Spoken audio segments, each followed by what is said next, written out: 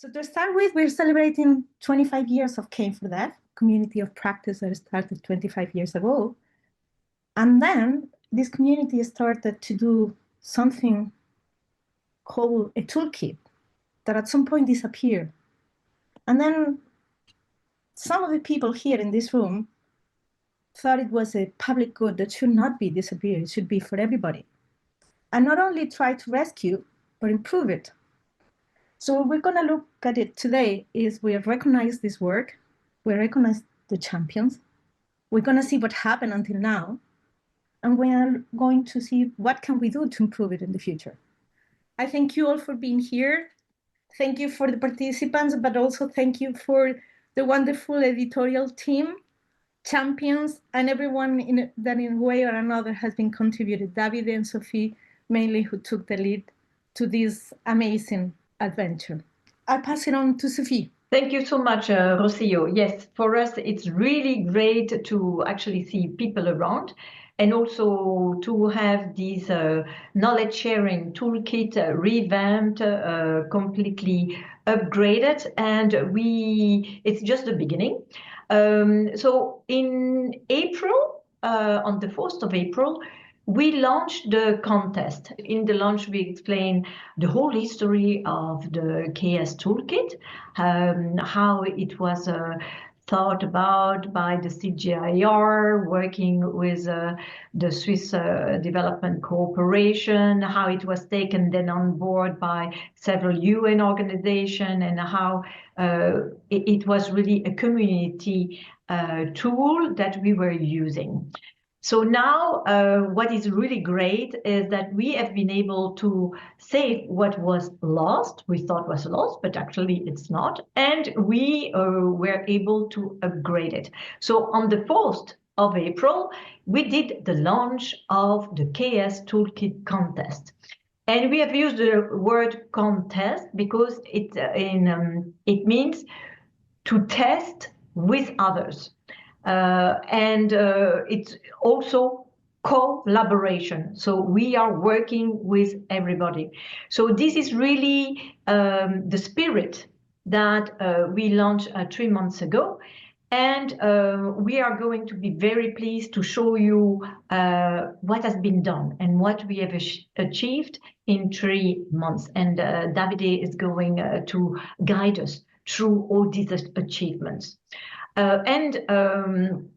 We have a few champions with us today, so we are going to be able also to have them on board and for them to share their experience. So today we have a few objectives. First is to recognize, of course, the contribution that the KS Toolkit Champions have made. Then it's to share the progress, the insight, and the standout entries of the contest, just to explain you and remind you a little bit how does the toolkit works at the moment, and Davide has prepared something for that. And reflect on what we have learned together, and also to open the space for ideas and co-creation. So we're going to reflect together. That's why we are going to first have presentation, a few discussion, also hear back from you, what you know, what you don't know, what you would like to know. And then we'll have a group work, very short, and then we will wrap up, and also wish to tell you that these first 3 months, we thought that it was really a good beginning, and it is really a beginning because it enabled us to also change a little bit the KS Toolkit to improve it all the time, because all the comments and your feedback were quite important. And we're willing to extend it until November. So these 3 months were the start, and we will continue until November, because as Rocio mentioned, this year is the 25th anniversary of km4dev, and along the way there are several big events that are going to take place until the end of the year. And the KS Toolkit is one of the output, the celebration that we have for the 25th anniversary.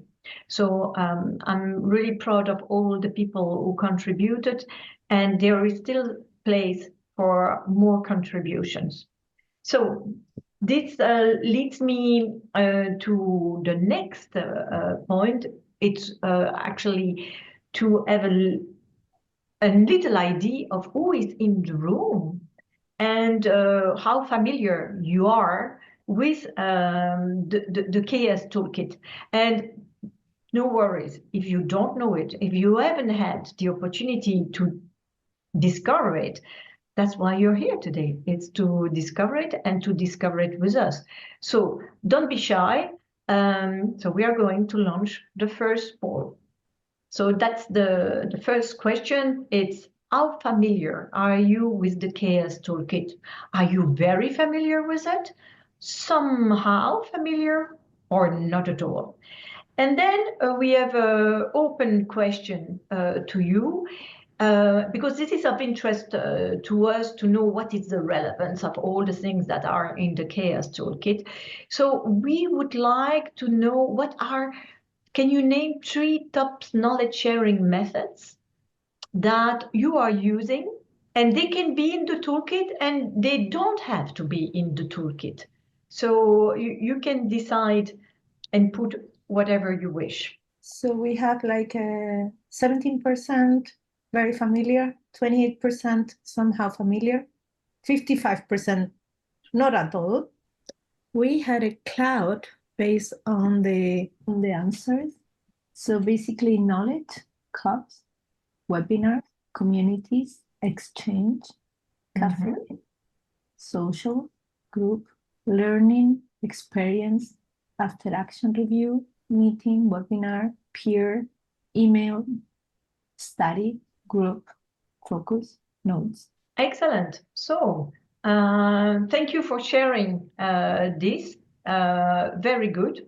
So knowing that more than half of the people don't know yet the KS Toolkit, maybe let me give the opportunity now to Davide to show us how does it look like. Yes, thank you, Sophie, and apologies, I'm going to switch off my camera before I share the screen just because I'm in an area with unstable connectivity. Let me start by offering a very quick reminder of what the Knowledge Sharing Toolkit is in its new form. So the Knowledge Sharing Toolkit 2.0, if you wish. This is a community-built resource that many of you might remember. And a few years ago, as Rocio mentioned, the original website went offline and it looked like we might have lost it forever. Luckily, we recovered the copy from the Wayback Machine, but instead of just backing it up, so restoring it, the old version, we decided to rethink it from the ground up. And the new version is based on 2 very simple components. The first one is a static website and a folder, and the second one is a folder of shared Google documents. That's it. I'm going to also share it, show it to you briefly. So this is what you see here is the website, and it's extremely lightweight and easy to manage. There are just a couple of pages in it that you can see at the top. So basic navigation page is the home page which lists all the content, so the methods, the tools, external resources, and it's going to be expanded with new content, new types of content as it will become available. There is an opportunity, for example, to include podcasts that have been taken offline on knowledge management, and we're working on it. Then there is an about page, which tells you a little bit about the history of the toolkit and the background. And of course, it tells you everything about who's doing the work behind the scenes. There is a page with the artificial intelligence assistants. I'll tell you more about it in a minute. And then there are quick guides on how to contribute. And there are several ways in which anyone can contribute, and it's very easy. Finally, there is a frequently asked questions page. So it's really a lightweight website, but the real value is in the Google Documents underneath it. So it's this combination that gives us something very powerful. You have a system that is both extremely collaborative and resilient. So to show you where the Google Documents live, all the pages that I showed you, you haven't seen any methods, for example. That's because the methods and the tools and the external resources, they live in Google Documents. So when you open the list of methods, you will find a very simple list from A to Z of methods. This itself that you're looking at is a Google document. And then every method within it has its own Google document. And each article in the toolkit follows a standardized template. So it's very easy to navigate. You do pay the price, for having this kind of flexibility. You pay the price of not staying within the same tab. It might feel unfamiliar at first because, as you see, I already had to open 3 tabs, but that's the small price you pay for having a system that is very, very flexible. And anyone can edit, and having a system in which anyone can edit the article. So literally, you can go on any article and you can type content. In this case, you can see that I'm editing the article directly, but most of you will open the article in suggesting mode. So you will still be able to edit the articles, but these will be suggestions that you then send via email. So you are required to send an email to the editorial board and let them know that you have made an edits on a page. And then there is a quality assurance process. But for you, all you have to do is to really edit the page and then send an email to the editorial board. So no coding, no platform lock-in. And if the site ever goes offline again, it doesn't really matter because the entire content of the toolkit lives in a Google Drive folder, which I can even show to you. So all of the articles, they live in a Google Drive folder, which if you use Google Workplace, you can add it to your own drive, or you can even download it completely. And that downloads all of the articles in the toolkit. So it's a very flexible and very safe way of reinventing the toolkit. Naturally, if you use it offline, you might lose some navigation features because the links will break, but the content is all there. It's portable, it's sustainable.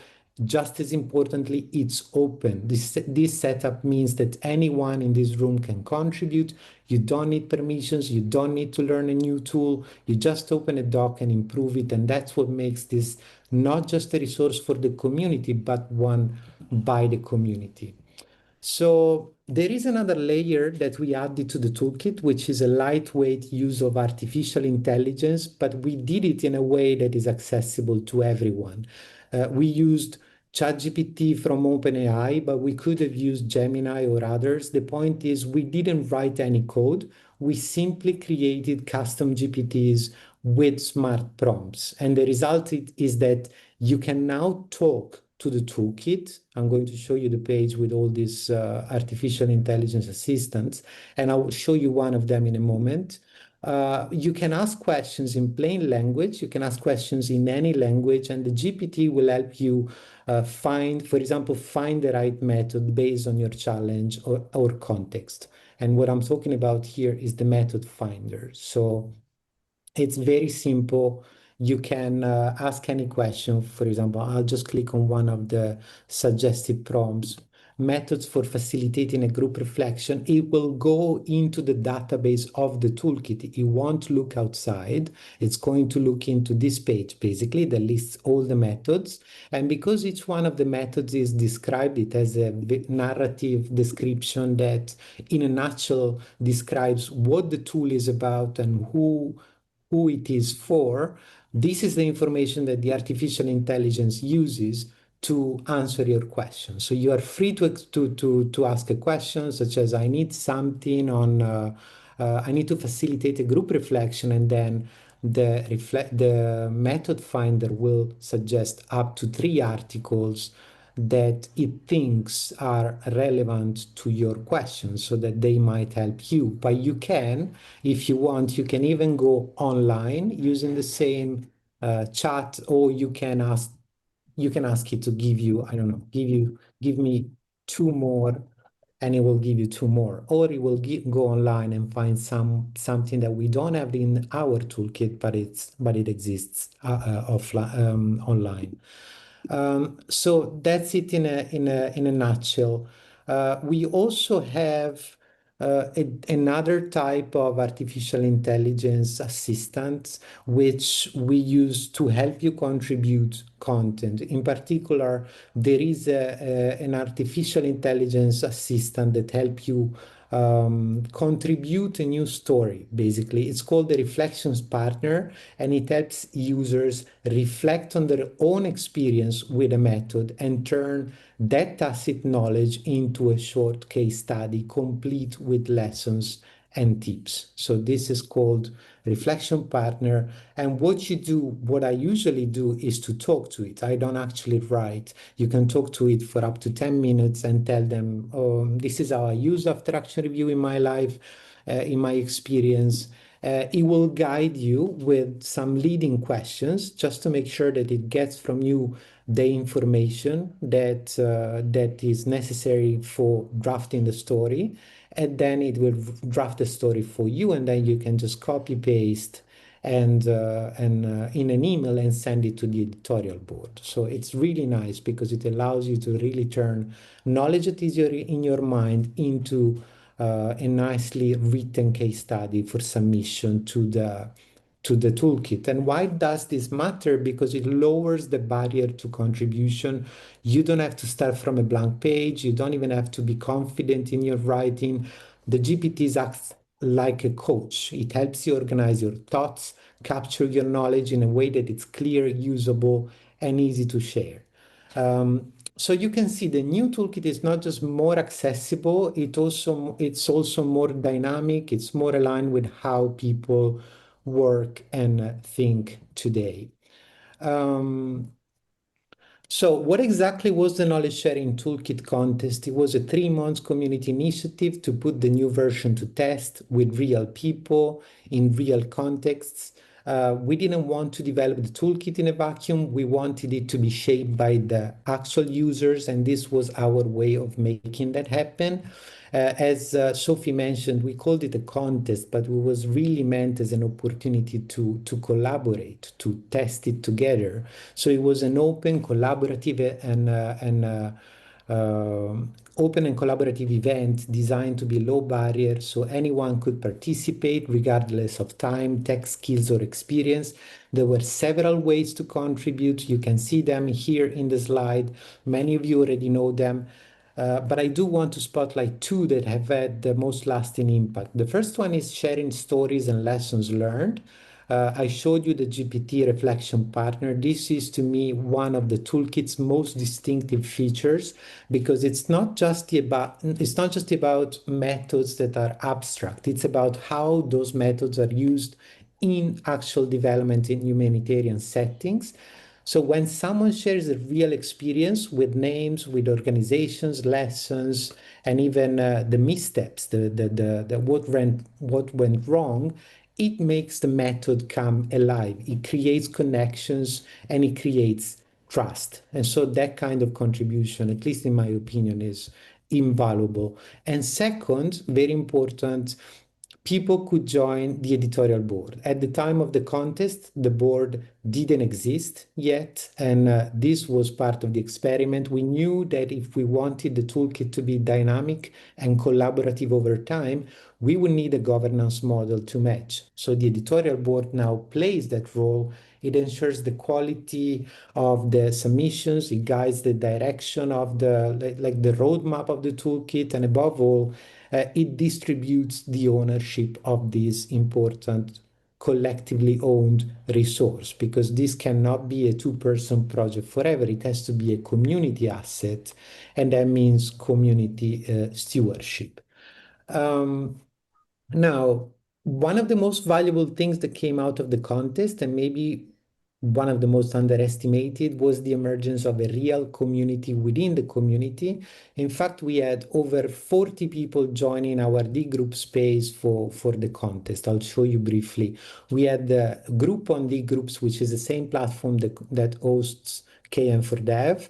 And instead of just being a place to get updates, it became something more. It was like a community space where people introduced themselves, they shared why they cared about knowledge sharing and started connecting across sectors and time zones. And we also hosted bi-weekly toolkit clinics with this group. These were informal drop-in sessions where people could ask questions, provide feedback, and reflect on their experience using the toolkit. And that feedback for us was golden because it did help us improve the contributor journey in real time, and we got a lot of good suggestions. We made a point to keep momentum up by celebrating people's efforts. This event today is one of the ways in which we do that, but we also had shout outs weekly that were going through the km4dev mailing list, naming the champions that helped shape the next chapter. And I want to mention this because this community is still important. It was initially created to support the pilot, the testing, but our vision was always longer term. We wanted this group to become a kind of critical mass, a sounding board, if you wish, or our ideas lab, a place to keep the spirit of co-creation alive, even outside of the formal campaigns. So if you were part of the space, we really want to thank you, and we want to invite you to stay engaged through the extended contest. So what actually happened during the contest, I just want to give you a quick overview. We received a good number of contributions across 5 categories, from new methods, article improvements, stories, resources. The editorial board, I'll tell you more about in a minute. You can see on this slide the top contributors. But beyond the numbers, we got something deeper, the confirmation that the model is working. People understood how to contribute. They felt it was worth their time. They showed up. We can improve by making the toolkit easier to use, by making it easier to contribute to it. And that's what we are going to talk about it. Then the second phase of the contest will be even more simple. But the model is still working. And beyond the formal contributions, what you don't see in this slide, I already mentioned it, but it's really valuable. It's the enormous amount of informal feedback through the toolkit clinics, through emails. It really helped us improve this resource. So if you gave any of that feedback, we are really, really grateful. Quick overview of the content we received. I'm not going to go through each one of them, but we had, as I said, submissions in each one of the categories, and you can see some of the names of the people who contributed. So thank you again for that. And one small deep dive I want to do is to talk about the editorial board. So one of the biggest changes from the old toolkit is that this one has a backbone. There is an editorial board. It's a quite formal structure, if you want. It's a backbone. We now have 10 editors. I'm going to show them to you in a moment. In the about page of the toolkit, you can see, you don't see the faces, but you see the names. So this is the current rotation of the toolkit, as well as you have names of the original creators and the renovation team for this version. So the about page gives you this information. It also gives you a link to the governance document of the editorial board. It's really nice to have this group because you have people from the UN, from NGOs, from independent practice. You have people that represent the km4dev core group, because we want the toolkit to stay rooted in the wider km4dev community. But the real benefit here is that there is shared stewardship. So this is no longer a 2-people project. It's designed to distribute the responsibility, not to concentrate it. So as I was saying, you can see that everything is transparent. There is a governance document, and there is a way that we review your submissions, and there is a traffic light system which we apply to decide whether to approve your submission or maybe get back to you with some questions asking you to improve the article, or if we need to reject the submission, there are criteria, there are reasons. So everything is very, very transparent. And we rotate every 6 months. So this is very important. So it's not always the same people. There is a rotation system.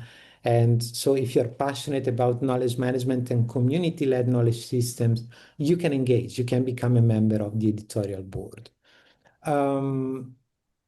That's it. So what's next for the knowledge sharing toolkit? Before we close, I'll give you very practical ways to stay involved or jump in it if this is your first time engaging with the toolkit. First of all, the contest is still open. That means you can submit a method, a story, or even just a helpful resource, and it will be reviewed, shared, and credited in the toolkit. Secondly, if you want to be part of the ongoing community around this work, you can join the Toolkit Champions group, which, as I said, it's our informal ideas lab and sounding board, and a great way to stay connected without taking on too much. So there isn't a concrete, solid, there is a soft pledge that you make, but not a hard commitment.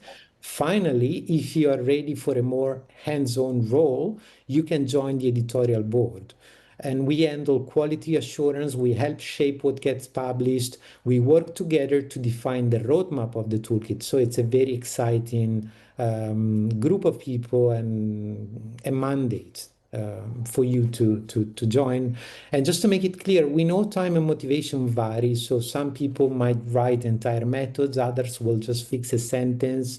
Don't worry about how much you do. Everything is welcome. You get visibility, connection, real validation. And you can be assured that when you contribute something to this community, km4dev, you know it won't just sit in a drawer. It gets taken up, it gets used, it gets improved, and it gets credited. So this is a live system.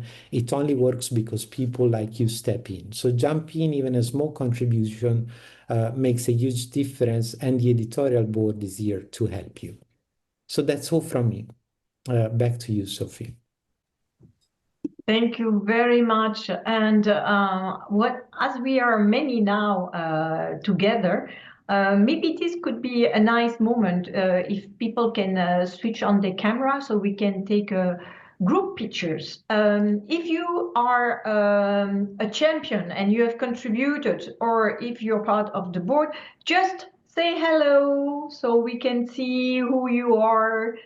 So it's just to show that actually when you see who we are here, there is some enthusiasm and active participation, and this is what we like. So Rocio, I give you the floor for introducing our champions. Okay, so I will start by asking Anna. Hi, Anna. Hello. Hi, everyone. So tell us a little bit, what did you do? What was your experience with the toolkit? Well, it feels a little bit short. I'd love to do more, but I try to share some tips for the after action review and some tools. So I don't necessarily work with organizations for humanitarian or for development, so it's just not rooted on that. But I work with lots of different organizations, so I try to bring that side into the things I share. So I shared also tools for social network analysis, and I just try to contribute little bits and pieces just according to my time, my available time. Mm-hmm. And what is a benefit for you to have done this? Oh, it fills my heart, really. It feels really good to be able to give something and feel that it's taken by others to do something good. So it's really good. Yes, thank you. It's really, that's what the knowledge sharing, we try to do all our little contribution. And this is why we really appreciate it. So we have other people who are champions. And we have Esteban Tapella with us.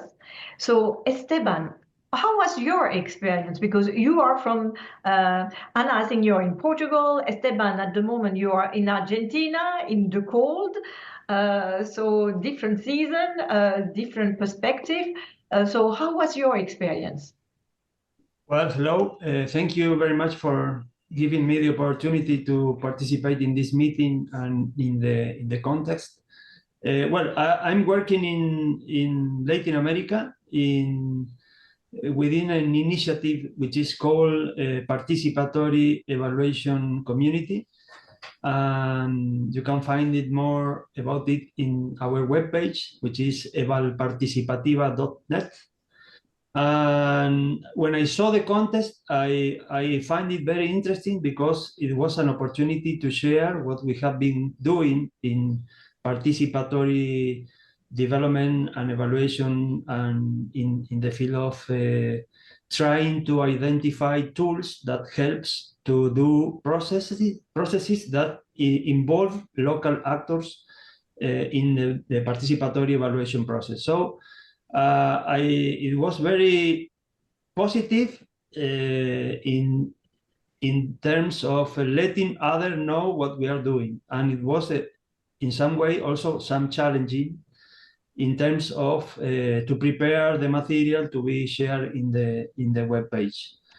I could prepare and submit 3 tools, which are we consider novel tools that have been used in Latin America, and they worked very well.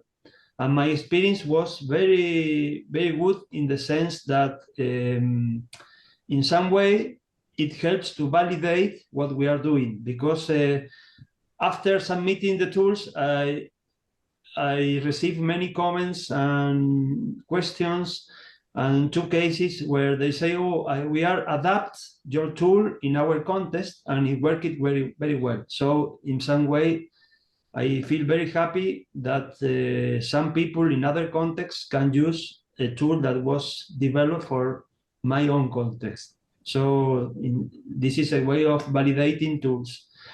And also for me, the experience was at the beginning, I said, oh, it's quite complicated. But then when I saw the template and the form, I found it very simple, very easygoing, very friendly.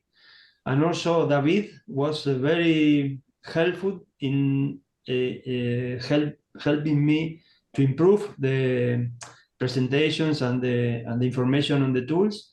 So I think that it was a very, very good experience. And tell me one thing, Esteban, what would be one recommendation that would give us to improve the toolkit as a user? Well, I think that I'm sure that in Latin America there are many, many people working on participatory processes, and they have a lot of tools.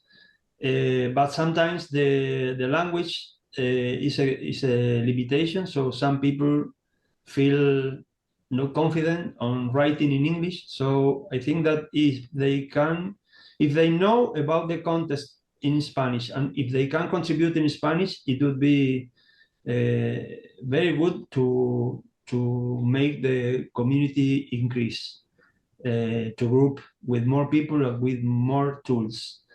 And so the language issue is, I think, a limitation, and it helps if they can do it in Spanish or in Portuguese. My other recommendation is just to be, how can I say, to feel confident in reviewing what you have been doing, select some tools or methods, and try to write something following the template. So then you can receive from the Editorial Board assistance on how to improve it. Feel free to submit it, because I'm sure that there are much more material coming from the field, at least in Latin America where we are working, and I think this is a very good opportunity to exchange it. Thank you. Just to reply to your question, Denise and Martin, she actually agreed to do something with the Hispanohablantes. So I think it's great that you are on board, Esteban, because then we can reach out to Latin America, and also due to the time difference. I know it's particularly difficult because we have people from Latin America in the editorial board. This is Simone Steiger, who is based in Colombia. But our morning is already very busy, and we are already in our late afternoon. So it would be really nice if the Spanish group and also the Portuguese can help. And maybe this is an opportunity for me to give the floor to Davide regarding using translation with AI. Would you say a few words about this possibility, Davide? Yeah, absolutely. The nice thing about using artificial intelligence is that you can write, you can talk. If you use the assistant writer, for example, there is this tool.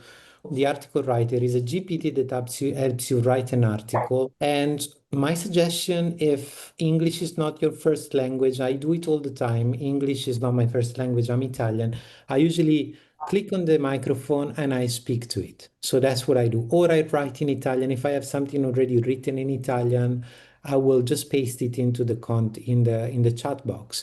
And then the GPT tool, the article writer, it knows that the end product needs to be in English. So it's very, very easy to write. You write it in your own language, you publish it in English. So that's when you want to contribute content. And same, all the artificial intelligence tools, they work in any language. So if you want to find a method, you can ask for a method in your own language, and it will possibly respond in your language. So again, it's quite easy. Now, on the other side is a little bit more tricky in the sense that you can translate. I'm looking at one of the articles. This is one of those that you submitted, Esteban. You could potentially translate it very easily with Google Translate. Now, it's not going to be perfect, especially if there is very technical language. You might get some of the terms wrong, but it's good enough for you to use it. In most cases, if you don't want to be too specific, you will understand how to use the method. And there are lots and lots and lots of languages that are supported by Google Translate. What it does when you translate the document this way, you create your own personal copy of the document. So you're not changing the article. You don't need to worry about changing the article. You are creating a copy of the document that is your own. However, my recommendation would be to use other better tools, but that's my personal preference. DeepL works better. Don't quote me on that, but it works better than Google Translate. So again, it's exactly like Google Translate. I'm translating from English to Italian, just giving it a quick read. It does work. It's very, very high quality. So I'm not dismissing what you're saying, Esteban. The thing is, when you come to this website, everything is in English, and that's going to be a barrier. So I know that, but at least we have workarounds. We have workarounds for people, even if we cannot have so far we don't have an entire list of, like, this page is always going to be in English, but the single articles, you can translate them to other languages. And if you need to find something and you're not familiar with English, you can use the methods finder, and it will help you. Davide, Tony has a question for you. Yes. Thank you so much to you and team, Sophie and all. I think, in my view, this is an amazing product that you have put together. To have a community connected online resource of this depth and potential is amazing. On the side of km4dev, I think it's a really big win for us because this really stands out as one of the amazing things that would come out to mark the anniversary. But a couple of questions I wanted to pose to you, which you may perhaps already have addressed, and I may not have maybe poured through it.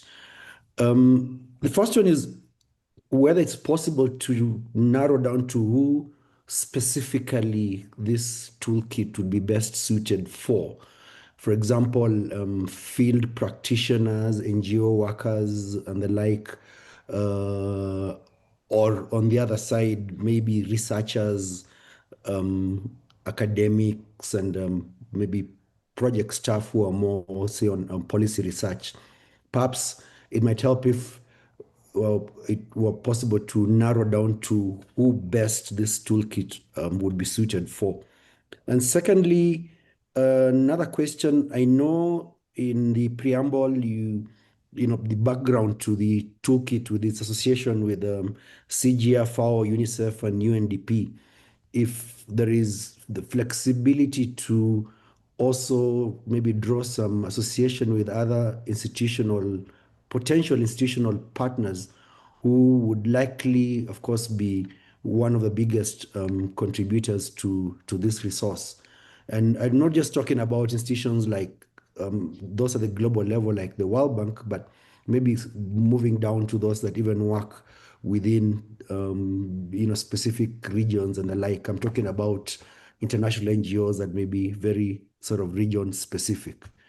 And related to that is if the toolkit also allows for maybe some metadata searchability that allows one to narrow down to a specific region or perhaps a country, because that way then for the user,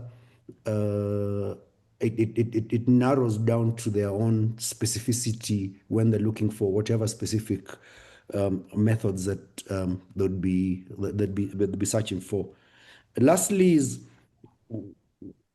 perhaps this may actually have already been thought through, but what mechanisms are there to just monitor and track usage and stuff, and what metrics will be there at the end over periodically to gauge its usage, practicability, and basically tap feedback that would help to improve it continuously.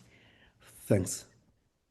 Tony, you're asking wonderful questions, very, very much on point.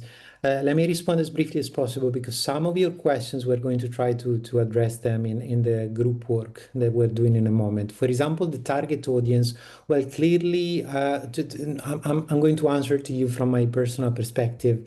I can already tell you that the very natural target audience for this kind of toolkit is, of course, development practitioners, knowledge management specialists, facilitators, trainers, whoever needs to facilitate knowledge sharing in practice in the context of international development, humanitarian aid. Also monitor and evaluation and learning officers, I would say community managers, network builders. But we have within the editorial board group, we are trying to figure out exactly that because we want to further promote the toolkit to the target audience, to the key target audiences. And I believe in the group work, one of our breakout rooms will be will start to crowdsource ideas on that front. Regarding your second question, linking to organizations, again, this is a brilliant but very tricky idea. Yes, organizations, they do have knowledge databases, as in they have their own sets of methods, tools that they use, and it would be great to tap into those, and maybe even just the experiences, how they're using common tools. That knowledge, that detail is very important because, if I work in an international development organization and I can see how other international development organizations are using knowledge sharing methods, that probably resonates with me more than if I just read a manual that is ascetic, without that context. And there is an idea within the editorial board to have to try and reach out. Actually, we are organizing a session with a group and a community of practice of knowledge management focal points in various UN agencies. Our intention is to present the toolkit to them and exactly encourage that kind of engagement, but it cannot be formal because we want the toolkit to be owned by the community. We don't want to associate the toolkit to any specific organization. But yes, we do want to make sure that the organizations and the knowledge management focal points within them know about the toolkit for drawing from their knowledge, but also for increased impact, because the users, some of our target audience, it's them. Finally, the metadata, yes, we are also working on a very early stage. As I said, now people can browse the toolkit in two ways. You go through the list and you read it, it's very long, or you use artificial intelligence. However, it wouldn't hurt to offer an additional, more traditional way of browsing the toolkit with filters, and we need a taxonomy. And there is an exercise ongoing, which is the KM landscape at the moment. It's very broad and very theoretical, but we make contact with them to see whether we can come up with a very lean taxonomy that can be applied to the articles, and then we can browse articles filtering by terms in that taxonomy. And metrics to monitor usage and engagement. The website has Google Analytics. It's very difficult without surveys to monitor engagement because they're Google documents. So you don't know who sees them. Google Analytics doesn't work with Google documents. But within the editorial board, we already have an idea. We don't know how, but we want to at some, maybe every 6 months, maybe every year. We don't know yet how, but we're thinking of developing a way to understand if and how people are using the toolkit. Okay, so Thank you. just Yes. for conscious of the time, before we go to the group work, sorry, I just want to spotlight one extra champion. But we hardly left it to the end, not because of the least contribution, but actually for the more contributions he has done.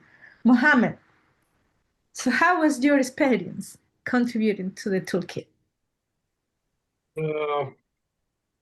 Hello, everybody. I'm familiar with this toolkit a long time ago, since I marked with Sophie, just the start point of this whole thing. And it was a good experience because I was interested at that time, maybe 20 years ago, about this knowledge management and knowledge sharing. My contribution went very good. And I was amazed that some of my contribution was processed within less than a week, and a toolkit or more was developed and uploaded. That was very amazing for me, because if I tried to do that myself, I would take at least a month. Another thing, some suggestions, this is maybe for Dil. Let's make a metaphor. This toolkit looks like a tool shop. I see a lot of tools, and I should select the suitable ones for me. In the real world, I usually ask the seller, I will do this. What do you recommend for me? And he asked me if what I'm going to do is so and so. So he at last recommended some tools. Can we have a meta tool to communicate with, and will recommend the tools I need according to my circumstances? Maybe this will be more easier for me than to go all over those toolkits. Another thing, as an expert, I have a lot of projects to go by, and as I read and as an experience, I discover new tools, and I sometimes say, if I knew this tool at that time, my performance would be better. So this is the problem with me, that I cannot see all tools. Recently, I'm trying to have some tools in my own computer, something like the tools of the trade. So these tools I can give to my students or my colleagues to work with. But it's not enough to have all the tools on your computer. You have to put them in your mind, and you will build a memory map or a memory model. I mean, a mind map to use these tools or to select between them according to their characteristics. So these are the problem with me now. It's not only for me, as you see, I'm old and I have a lot of experience, but this is what I want to recommend to my colleagues or my younger students. By the way, my students are professors or associate professors. I'm not just young people. Thank you, and I hope very good luck for this toolkit or the site to work with. And don't forget that the interface needs to be more simple to go with. I don't know how, but this is a page that I did not use to use it. There is a certain design for a website or the opening page for any site. Thank you. Thank you very much, Mohammed. I think that partly of your recommendation are taken on board because you can ask AI to select for you. But I think that we will need some more onboarding session with demonstration because the toolkit offers many things and sometimes it's not obvious. So I think we will think about that. As well as in the editorial board, we will think more about also translation. As for example, for you, Arabic is your first language.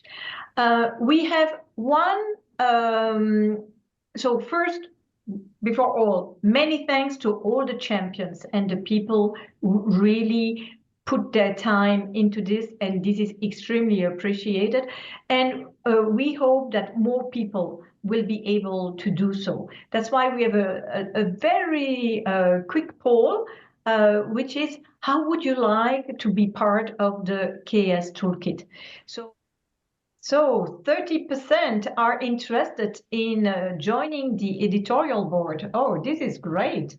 This is nice because be part of the editorial board, meaning also checking things, look at everything. We can also put again the email address so that you can reach the present editorial board. And if you want, you can also contribute more. This will be the same address for anybody who wants to do more. So I see that 40% would like to increase an existing methods, and there is always space for improvement. So this is very good news. 55% would like to share stories or lessons learned. This is great, and do not hesitate to actually do like Davide has explained, to actually talk to ChatGPT, and ChatGPT will help you put your story and your lessons learned. Then 40% submit new methods or tool, and 35 share external resources. Okay, this is really fantastic. So this gives us really the chance to continue improving the toolkit.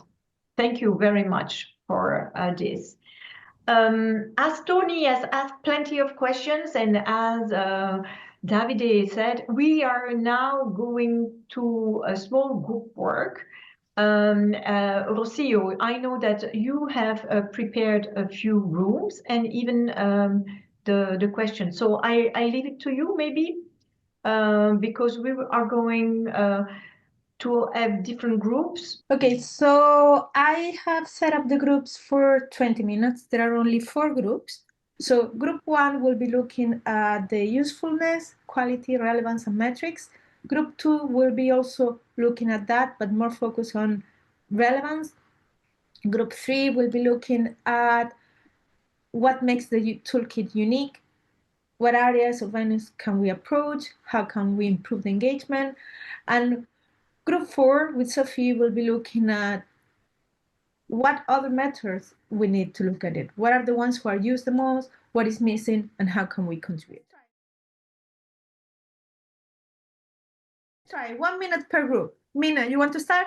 Well, I'm going to hand it over to Sarah because she graciously took notes. So Sarah, sorry to put you on the spot. Okay, very quickly, we covered what makes the toolkit unique. You can see it on our slide that it's a free resource. You don't need to be a member. People contributing all over the world, that it's a real community, all types of knowledge. The connection with AI is unique.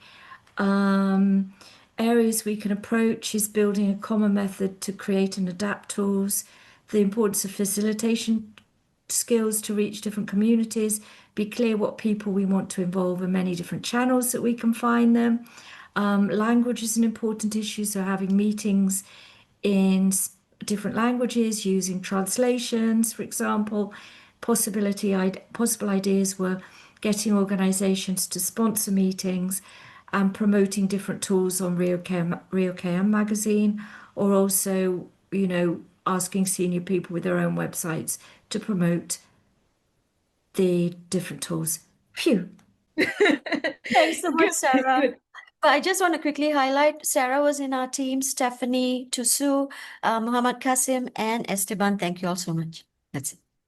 Okay, I'm not sharing the screen. I think it's interesting that we can see each other. You have the link to the PowerPoint and on the chat. But quickly, which is the next group who wants to contribute? Well, let's do it. And we had excellent input from Glenn Roy. So let me give the floor to Glenn Roy for his the feedback he gave, or at least a summary of the feedback. Thank you. Good day to each and every one. It was my pleasure to articulate on KM and as it related or integrated with other management systems and their particular standards. Like KM is ISO 30401. I am involved with other standards like ISO 9001, 14001, 45001. And there are particular, links that can, optimize performance as we embark on our journey to excellence and communication across borders. As Sarah mentioned, we have various languages, time zones, and other diversities that we need to measure. And AI and KM, as critical twins, can actually, resolve those nuances so that we can really optimize the use of KM. In terms of KPIs, there are some critical KPIs and OKRs that are important for the effectiveness of KM. And we have such things as language barriers. We have such things as the validity of the data to make sure that the data that we are presenting shall have and build the confidence required in our outputs, and also as driven from the inputs. So your output is driven from the input. So garbage in, garbage out, we definitely want to avoid. So in terms of building the toolkit, we need to look at cultural divides, time zones, as I mentioned earlier on. And we need to look at data assurance for building confidence and acceptability globally. And I think those were the key points, unless I know you want to mention any point I may have missed out. No, that's. I mean, it was a lot about data quality and validation, especially in light of AI, with a lot of the output from AI. So they do need to be validated by humans. No, that was a good highlight. Thank you, Glenn Roy, and the others in the group. Yep. Thank you. Back to you, Rocio. Okay, second group, Davide and Josephine. Yeah, maybe I can jump in and Davide can complement. We were so excited about the content that we didn't assign a note taker, and then Davide had to do all the typing. And we had really, really good contributions. Everyone was a little bit shy in the beginning because they said they don't know the toolkit, and then they came with the most brilliant ideas. So we discussed a few things on measuring the quality and relevance of the toolkit, you know, going from just simple counts of contributions and counts of edits to a certain method. But then also going into actually turning some of the feedback that we receive into FAQs or like new methods, focusing in terms of quality on, you know, more interactive formats like videos or visual walkthroughs to assure the quality, having multilingual offers, and focusing on simple language as a matter of quality. We also talked about processing time that it takes for us, you know, as the editorial board to kind of approve edits, coming up with metrics on the time it takes for users to actually contribute to the toolkit. We talked quite a bit about content uptake that would talk both to quality and relevance for the toolkit in terms of people sharing success stories, testimonials when they use the toolkit, getting some feedback on institutional update through focal points or also just users. And I think that covers most of it, but we had a very rich discussion. And a quick shout out, sorry, to Gabriella, Lindiwe, Samuel, Mabel, and Fitzum, who contributed these excellent ideas. So last group, last but not least, Sophie. In our groups, we were looking at what was there and what was used the most.